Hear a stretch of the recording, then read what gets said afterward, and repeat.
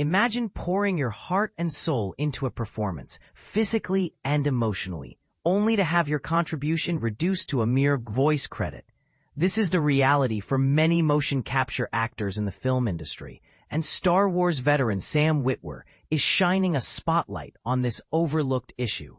Witwer, a familiar face or voice to Star Wars fans, has lent his talents to numerous projects within the galaxy, far, far away.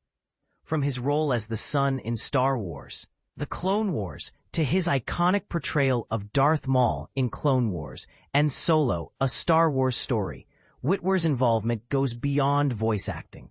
He's also graced shows like The Book of Boba Fett, Andor, and Ahsoka with uncredited cameos, and his voice has brought life to countless characters in Star Wars video games and audio novels. But here's where it gets controversial. Despite the physical demands of motion capture performances, actors like Witwer often find themselves credited solely as voice on platforms like IMDb. And this is the part most people miss. Motion capture acting is far more than just voice work. It's a highly physical and demanding process, requiring actors to wear specialized suits and perform with cameras mounted on their heads, tracking every nuanced movement. This technology, which has been a Hollywood staple for over 2 decades, allows actors to embody their characters fully, even if their on-screen presence is digitally rendered.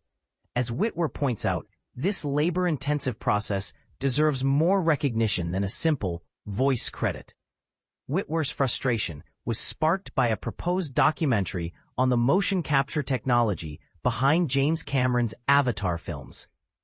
In response to a Variety article featuring Zoe Saldana, who famously portrayed Neytiri through motion capture, Witwer expressed his irritation with the lack of proper credit for such performances.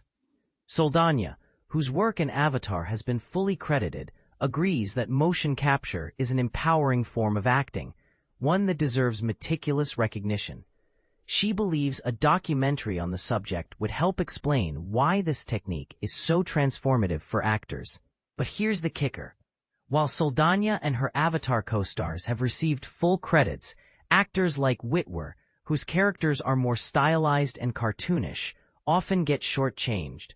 This disparity raises questions about the industry's perception of motion capture performances.